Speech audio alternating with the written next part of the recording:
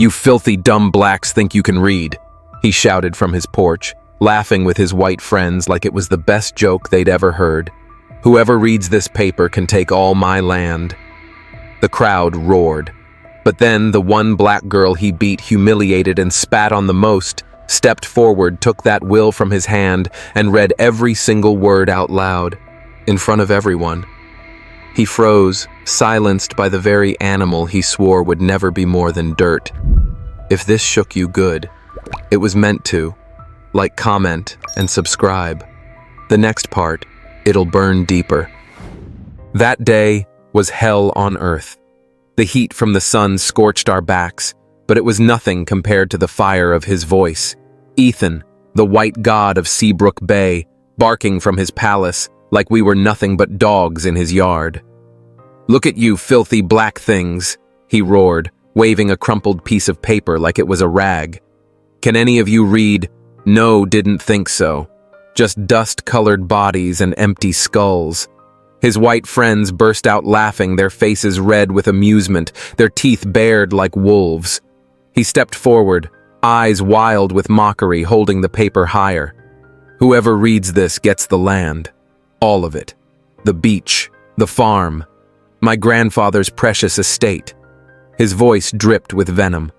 "But we all know your kind wasn't made for ink. You were bred for labor, not letters." No one moved, not a breath. We'd heard words like that before, words meant to break us. We'd been called cattle beasts' furniture. But there was something different about this moment. Something crueler. Because Ethan didn't just insult us, he enjoyed it. He grinned like a butcher admiring his blade. My hands clenched. My throat burned. I knew what was on that paper. I'd seen it in the colonel's study, memorized every line under candlelight while hiding like a thief. I could read it from beginning to end. But what would that change? I was black, female, a servant. To them, I was barely human. I stared at the dirt, letting his words carve scars inside me, letting them fester. I could feel the weight of generations pressing into my spine. People who had been whipped for learning, people who had died for knowing too much. I had to stay quiet. For now. The wind howled. The chickens scattered. The crowd stayed frozen in place, not because of fear, but because they believed him. Because they truly thought we were incapable of more, that we belonged in the mud, that we were born to obey and die silent. But deep inside me, something cracked. And through that crack, I smiled. Because I knew.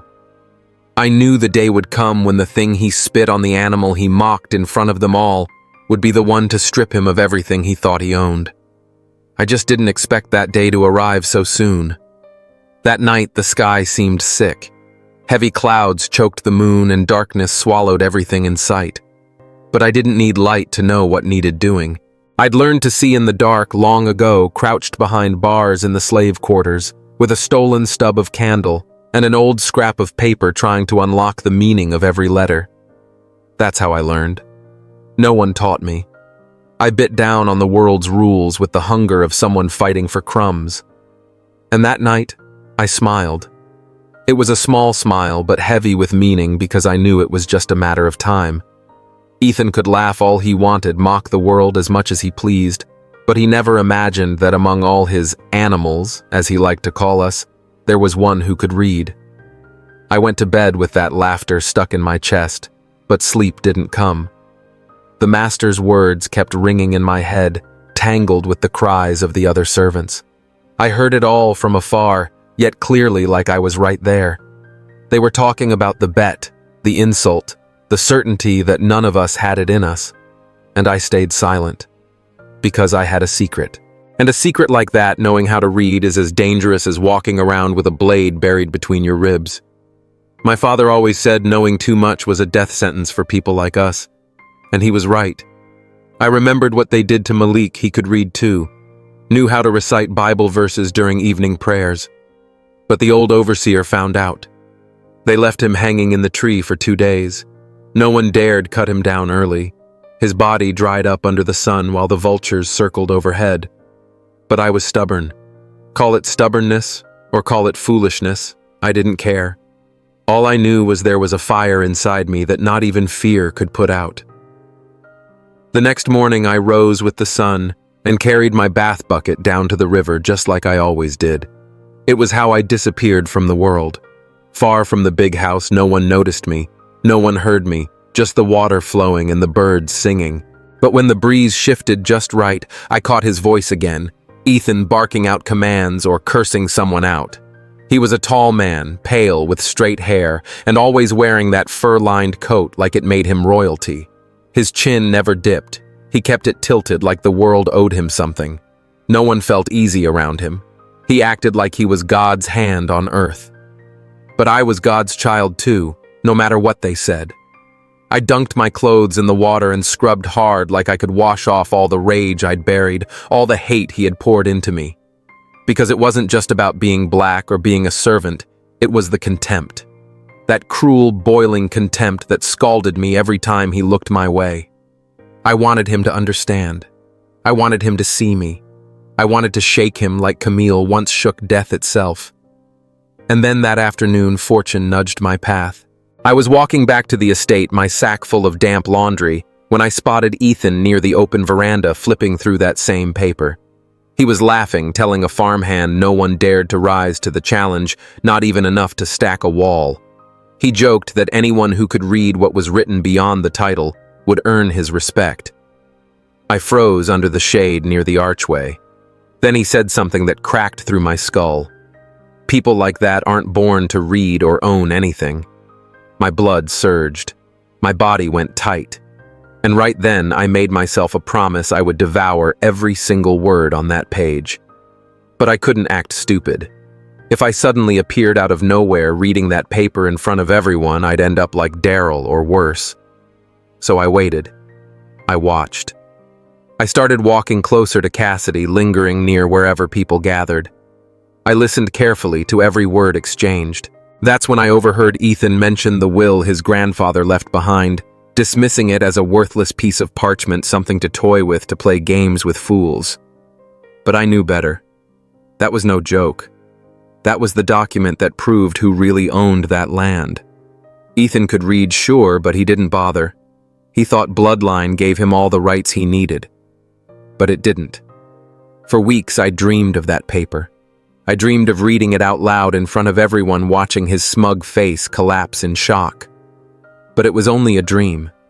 Because in the real world, I was still just Clara, the black woman from the back quarters. What I didn't know was that fate was already moving things into place, and that deep down, Ethan had already started looking at me differently. Not because he suspected the truth, but because that's how he was paranoid of everyone and everything, even his own shadow. I hadn't noticed yet, but he'd seen the way I kept passing close to the wall. He wasn't about to let it slide. The third day after that cursed wind brought with it heavy rain, the sky thick with storm clouds. I could feel it in my bones, something was coming. Ethan's eyes followed me like a hunter's, reading danger in my every move. I tried to play it off, but there was no hiding what was burning inside of me anymore. And Ethan, he was bold, sharp, and always suspicious. That morning he whispered something to the foreman, a hard, mean man named Russell. I acted like I didn't see or hear it, but I caught the way Russell kept watching me, arms folded tight, leaning against the wall with this half smile on his face, like he already knew I wasn't just another girl with a bucket. I heard the trap snap shut. I just didn't know yet how it would catch me. It was late in the day when the bell rang 3 times from the mansion, sending every servant and slave hurrying out to the yard. That bell was rare. It only sounded when there was an announcement or a punishment about to come down. I stepped out of the kitchen with a heavy chest, the sky already burning orange, and the garden filled with uneasy bodies. Ethan made his way slowly down from the balcony, like he was preparing for a performance, and in his hand was that paper, the cursed one. His tobacco-stained smile was spread wide across his face, the same smug grin he always wore. "I want to repeat my offer today," he said, speaking loudly, his eyes locking with each of ours one by one. "Here's the old man's will. Whoever can read it out loud in front of everyone takes the estate, everything." A quiet ripple ran through the group, but not a single person stepped forward. No one even breathed too deep. Russell, the overseer, walked among us like a hunter eyeing his next kill, watching each face as if he were choosing who would die next. Ethan chuckled, that cold kind of laugh people give when they know they're in control. His eyes scanned the crowd and then landed on me. And that's when he did it. He nodded. Just once. Small. Barely noticeable. But enough to make it clear he had been waiting for this moment. Waiting for me. I couldn't run anymore. I took a long breath and stepped forward. All the voices went still. They stared like I'd just vanished from their expectations. I walked across the yard toward the platform under the gaze of every eye there. Ethan's laugh faded. His smirk slipped away. Russell moved forward like he was going to stop me, but Ethan caught his arm and told him to wait. "What is this, Clara?" he asked, his voice dropping into something rough and dangerous. "You gonna tell me you can read, Clara? You..." I didn't answer. I just reached out my hand. It took a moment, but then he gave it to me, pressed it flat against my chest. I held it tight. The paper was old, dusty, worn from time, but the letters were all there exactly how I remembered. I unfolded it and began. My voice was shaky at first, then stronger, rising clearer with every line.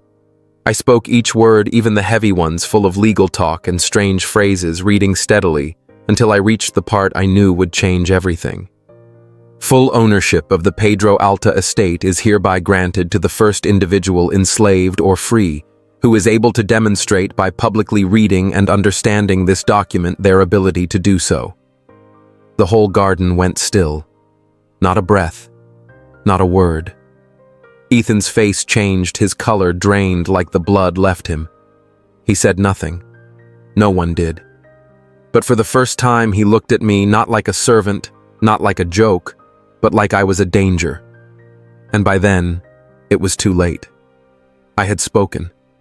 Everyone had heard, and the words on that paper couldn't be taken back. I returned to my place, but before I turned around, I looked him square in the face. Maybe I'm black. Maybe I'm a woman. Maybe I was born into chains. But I'm not what you thought. May God forgive me, but this land is mine now. The next morning, the sun hadn't even risen, and I could already feel the weight of the storm that was coming. It wasn't rain. It was fury, hatred, shame, vengeance. Ethan had spent the night pacing, growling through the halls. I knew it. No one in that house slept when he was angry. I heard his heavy boots stomping through the house, his deep voice shouting orders at Russell, slamming doors, waking the whole place like thunder. And the people who once helped me survive inside that house, even they turned away, maybe out of fear, maybe because it was easier to be cruel than to be kind. I walked toward the great house with my heart clenched, trying to mask the fear I had carried since birth.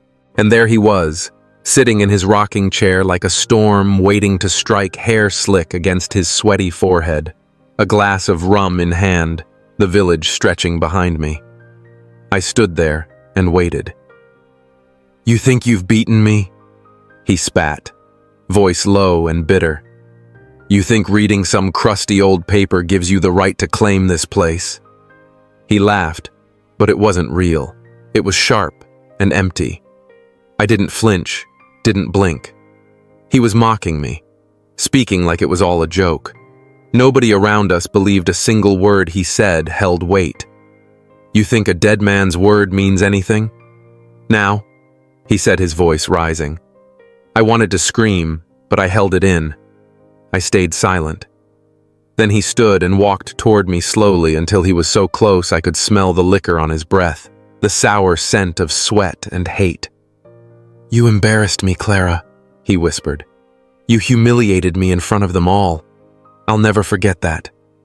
Then he hit me, not hard, but hard enough to sting worse than any beating. His pride was a weapon sharper than his hands. And still I didn't react, because any reaction might have been the end of me. "Go back to your place," he snarled. "You might have read that paper, but you'll never own this land. You'll never be free." "You're mine," he hissed through clenched teeth. I lowered my head, pretending to surrender, and walked down the steps, steady and calm even as a fire built inside me. He tried to kill my spirit, reduce me to nothing, grind me into the dirt, but I let him try. Over the next few days, he punished me with everything he had. He sent me on the worst chores, ordered Russell to wake me before sunrise, left me under the blazing sun without food, without rest. He treated me like less than an animal, told everyone not to speak to me, said if they even looked at me, they'd suffer the consequences. But he forgot something important: those who already carry the weight of slavery don't fear pain. Suffering is our daily shadow, and I endured. Every blow, every hunger pang, every sleepless night I endured. And deep down, I knew one thing: he hated me more than I feared him. Because no matter how much he dragged me through the mud, he couldn't take away what I'd done. I could read, and that truth would never leave his mind. The real problem was, I started to see something else in his eyes. Not just hatred, but something twisted, something like curiosity. A strange kind of admiration hidden deep, but flickering. Ethan started watching me from a distance. When I thought no one was looking, I'd catch his eyes on me, unsure whether he wanted to destroy me or bow to me. And I started to see him differently too. As cruel as he was, I saw a broken man. A man drowning so deep in his own emptiness, he had to crush others just to feel tall. But I wasn't there to save him. I wanted justice. And without knowing it, while he tried to tear me down, I had already made a home inside his mind. I was the wound he couldn't stop bleeding. By the 5th day after reading that will, he couldn't hold it in anymore. I was out at the beach under the brutal sun, hauling firewood from the barn with my bare hands. The salt burned my cuts, the sand stung my eyes. My body stopped existing, just exhaustion remained. That's when I saw his boots slam into the dirt beside me. I didn't even need to look up. I knew it was him. He stood right next to me, saying nothing. Then with all his strength, he stomped on the bucket. The crack echoed across the shoreline. The wood splintered. Morning birds scattered. I didn't move. My hands filthy, my chest tight. "That's what you are, Clara," he shouted. "You'll die in this dirt. You'll die just like you were born. Forget that paper. Forget it ever existed." I inhaled sharply. My blood was boiling, but my fear ran deeper. He stepped closer, pressing his face near mine, breath soaked in rum and rage. "You'll never have anything. Not even your life. You hear me?" he growled. "You're mine." "Mine," he screamed, his jaw locked. I said nothing, and maybe that silence was what cut him deepest. My stillness, my refusal to crumble. Then he threw me to the ground, slammed me beside the broken bucket, my arms scraping against dirt and ash. The shame burned worse than the sun. He stood over me, waiting for me to cry, to beg, to break. But I wouldn't give him the satisfaction. And that's when I saw it. In his eyes, something wild. A storm, maybe, because he had broken me, and I still refused to fall. I was standing on the inside, and that's what shattered his control. Later that afternoon, the kitchen boy came to find me. "He asked for you," he said. "Wants you to serve him at dinner." I thought it was strange. I was punished, filthy, drained, and he wanted me back in the kitchen. When I entered the dining room, Ethan was sitting alone at the head of the long table, a half-empty bottle of rum beside him, and the will crumpled in his hand. He looked me up and down, eyes scanning the dirt on my skin, my hair matted against the back of my neck, my arms raw from the sun. "Sit," he said. And this time I did. I wanted to understand the game he was playing. He leaned forward, gripping the neck of the bottle, took a swig, then pointed a finger straight at me. "Tell me who taught you to read." I stayed quiet. "Speak," he shouted, slamming his hand down on the table. "I taught myself," I answered. He laughed, this rough, bitter laugh, half disbelief, half mockery. "And what's the point, Clara?" he sneered. "What did that get you? You think reading words is going to set you free? You really think it changes who you are?" I met his eyes without flinching. "It changes everything," I said. "Because now I know I can be more, and you know it too." His stare sharpened confusion and anger tangled with something else, something almost like respect. I saw it. But what came next caught me off guard. Without warning, he stood up, came straight at me, grabbed my arm rough and fast. I braced for a hit, but instead he slammed me back against the wall and kissed me. A hard, violent kiss full of frustration and fury and things he didn't know how to name. I tried to shove him away, but he held on tight. Still, I fought, pushed his face back, forced him off me.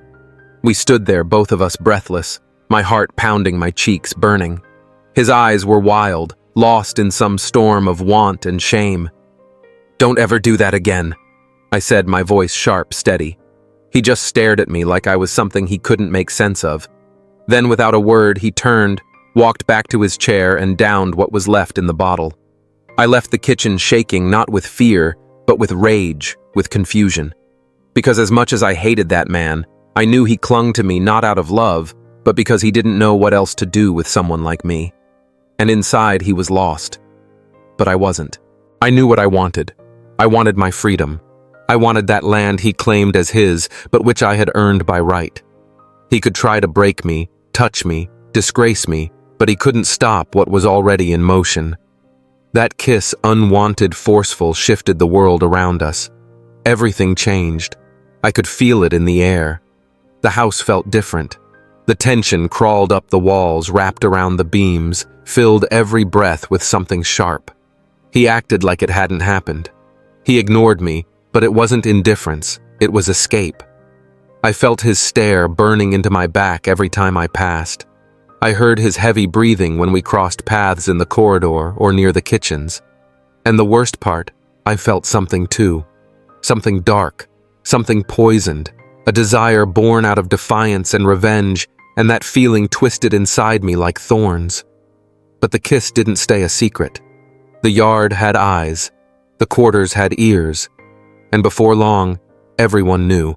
People started looking at me differently, some with fear, others with a kind of silent respect, but no one said a word. I kept to my chores, kept my head down, pretending I heard nothing, saw nothing. But I knew I'd stirred a hornet's nest. That's when things really began to shift. I caught the eyes of others, especially from Malik, the old man who'd been born on the estate and lived long enough to see the world flip more than once. One day by the river, he pulled me aside. "Be careful, Clara," he said. "They don't like being challenged, but they hate being desired even more." I didn't understand at first, but soon it became clear. Ethan's hatred wasn't just about the will. It was because I refused to bow, refused to be the slave he expected. I was the woman he couldn't own, not with fear, not with my body. And the more he tried to look past me, the more he wanted me. I saw it in how he'd call me over for meaningless tasks, just to see me up close. In the way he gave me orders directly skipping over the foreman. But something else was growing, something bigger than the two of us. It was spreading across the plantation. The others, those bound like me, started seeing things differently. What I'd done, what I'd read it, had cracked something open. For the first time, they saw the chain could break. I became a symbol, an example that stayed. And I saw it in their eyes.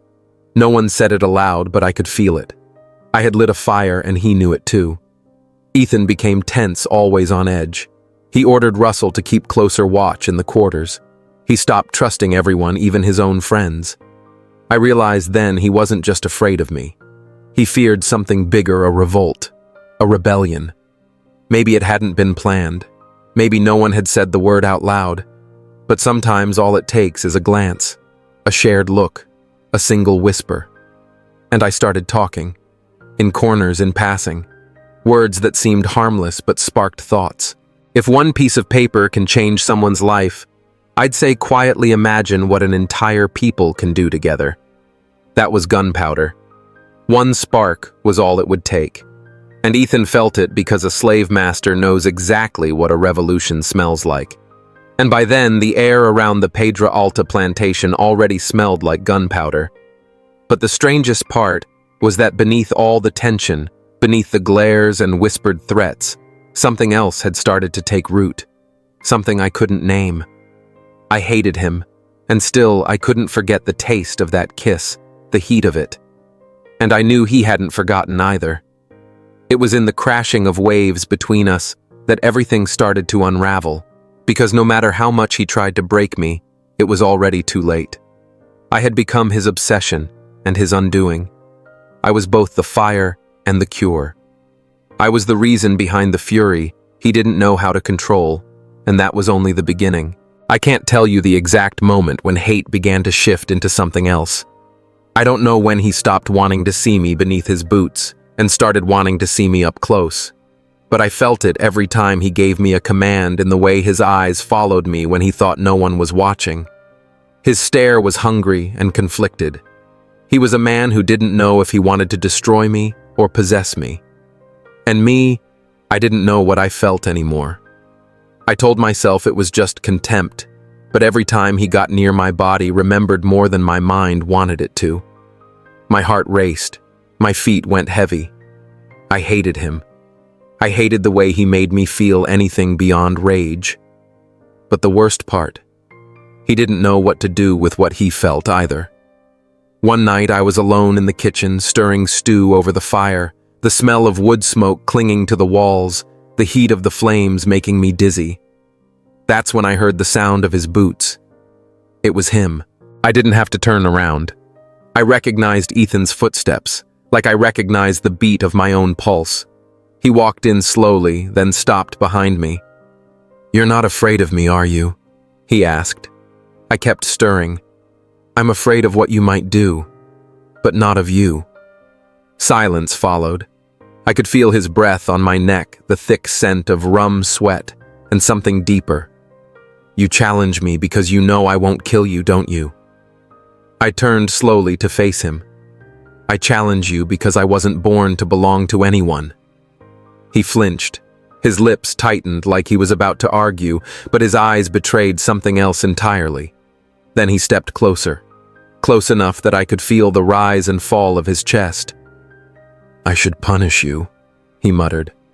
"I should send you back to the quarters and leave you there until you beg." He reached out and touched my arm, his hand hot and trembling. "But I won't. Because I don't know what the hell to do with you, Clara. I should hate you. I should want to erase you from this place. But every time I see you, He never finished the sentence. He grabbed me and kissed me again. This time it was different. Not anger, desire. Raw, overpowering. I wanted to fight it, but my body betrayed me. I kissed him back, just as fierce, just as desperate. It was long, deep, unrelenting. His body pressed into mine, the heat of the fire mixing with the heat between us. His hands gripped my waist, my face like he was trying to memorize it all. I don't know how long it lasted. All I know is that when he finally pulled back, he looked at me like he had just made the worst mistake of his life. "I shouldn't have," he whispered. I said nothing. I stood there, chest heaving, heart pounding so loud it drowned everything else out. He turned and stumbled as he walked away, shaking torn between lust and shame. That night I didn't sleep, because I knew I wasn't the only one who had lost control. I didn't want to want that man, but I did, and it burned me from the inside out. But one day he would understand. I didn't belong to him or to anyone. I would belong only to myself, to that land, to the future I was carving from stone. But fate had other plans, because that kiss wouldn't stay secret for long, and what came after changed everything. The kiss didn't remain between us. It barely took 2 days before Russell the overseer started looking at me differently. That man was rotten to his core, cruel by nature, but smart enough to notice something was happening right under his nose. And he did. Once the truth reached his ears, the whole estate was buzzing. That's how word got out that the master of the plantation had kissed the slave girl in the kitchen. Some called it lies, others called it disgrace. But nobody dared to say a word to Ethan's face. But he knew, and that made him more dangerous than ever, because when a proud man is ruled by desire, he turns into something feral. During the day, he avoided me. But at night, he became someone else entirely. He'd walk through the yard pretending I didn't exist, but his stare, God, that stare, it burned. I could feel it every time, I knew he wanted to call me over, to touch me, to claim me. I pretended not to notice, but Lord, I wanted him. I wanted him so badly it made my bones ache. And then one night the need won. I was in the stable brushing down the horses, the scent of hay sweat and cold metal clinging to the air. I heard the door creak open. It was him. Ethan stepped inside, shut the door behind him, didn't say a word. He just walked straight to me. And when he grabbed my arm, I didn't fight it because by then I didn't have the strength to push back against what my body was already begging for. The kiss was frantic, desperate. His hands were all over me like he meant to tear me apart, and I grabbed him right back with the same hunger. Our bodies slammed together, the heat rising with every second. I felt his chest hammering against mine, and between gasps, he whispered like he was confessing something he couldn't bury anymore. I hate you. I hate you so damn much because I don't know how to forget you. I didn't answer because I hated him too. I hated what he did to me, how he twisted everything I thought I was. But in that moment, rage and longing became the same thing. It felt like everything I'd swallowed my whole life. Pain, fear, humiliation poured out through that kiss, through those hands. When he finally pulled back, breathless eyes wild with lust and fury, he gripped my waist and said, "You shouldn't have come into my life, Clara. You've killed something in me. One day, I'll either destroy you or I'll lose myself in you." Then he stormed out, slamming the door behind him, and I stood there shaking my skin, still burning, my heart unraveling because no matter how much I hated myself for it, I wanted more. But we weren't alone. That moment had a witness. A pair of eyes hidden in the cracks of the wall had seen it all. Russell. That bastard had watched everything. And the look on his face wasn't that of someone who'd keep a secret. It was the look of a man who knew he had found someone's weakness. And just like that, Ethan had an enemy under his own roof. Russell now knew the one secret that could take the master down. The next morning, something felt off across the entire plantation. People were too quiet. The workers kept glancing at each other like they were waiting for a storm. I could feel it coming. And it did. Late that afternoon, a car pulled up to the estate. Sleek, polished, black like a crow's wing. The kind of car that didn't belong in the dirt. A man stepped out with the air of someone used to taking what he wanted. His name was Victor. He was Ethan's grandfather, but this wasn't a family visit. He was here because someone had told him the master of the house had lost his grip, that he'd kissed a slave, that he'd let a dangerous document fall into the wrong hands. But Victor hadn't come just to scold. He came because he saw an opportunity. He came to take the estate for himself.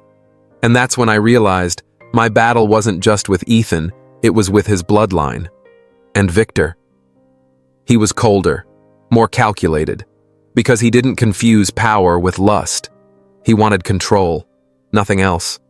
And I knew I would have to choose my side because the rules of the game had changed, and those who didn't know how to play were already being devoured. Victor's arrival shifted the very scent of the air. He walked through the estate like it already belonged to him, his pace slow but his eyes sharp, catching everything. He barely spoke, and his smiles were rare, just enough to hide the venom tucked behind every word. He was pale, tall, smooth-tongued, but there was poison in his breath. I saw it right away. He already knew everything, the will, the kiss me, and it didn't take long for him to make clear he wasn't there for a visit. On the third day, he summoned everyone to a meeting in the estate's main hall, the lawyers, the senior workers, the house staff, even Ethan. No one understood why, until the room fell quiet, and Victor reached into his coat pocket and held a folded document high. "This paper left by our grandfather has been misunderstood," he said, looking at Ethan with a touch of disdain. "Letting it fall into the hands of a slave disgraces the blood of our family." The room turned cold. Ethan's jaw tensed, but he said nothing. I was just outside the kitchen and heard every word, my chest wide open. "Clara," he called out, snapping his fingers like I was any ordinary servant. I stepped into the room. "The law says whoever can read and understand the contents of this will inherit this land," he said, circling me like I was an artifact he was studying. "But by law, if you comprehend it, you're bound to its terms." I've already proved I can, I replied. He let out a dry laugh.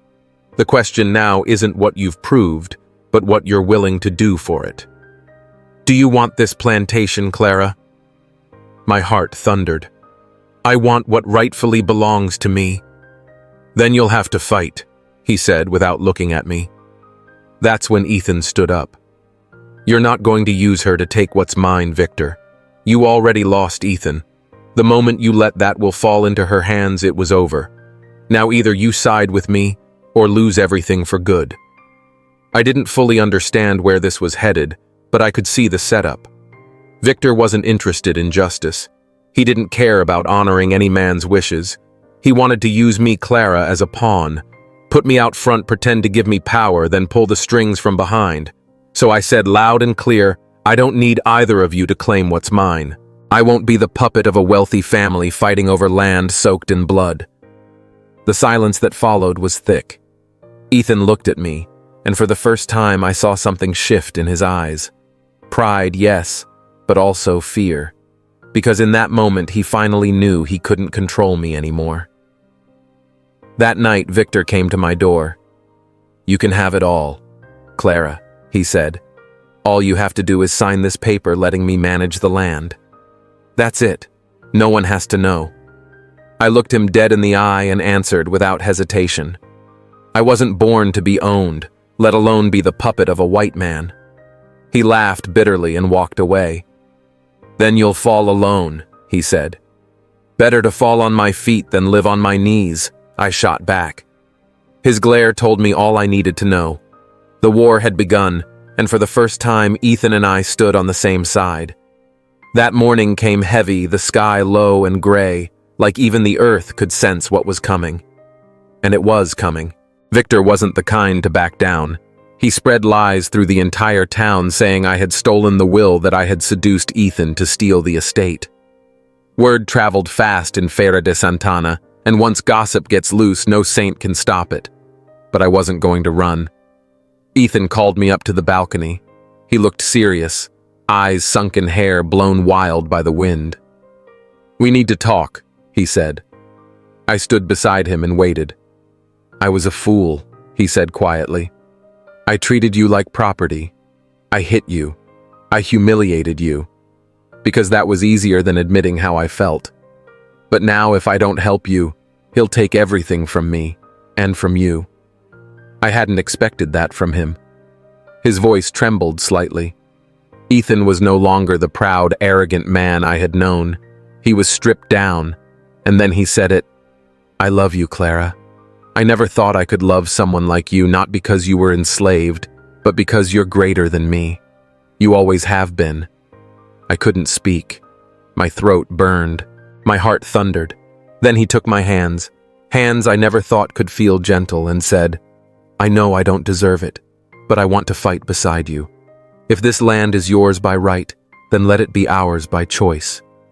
I cried not from sorrow, but because for the first time someone saw me without shame, as an equal. And that's how we decided to face Victor together.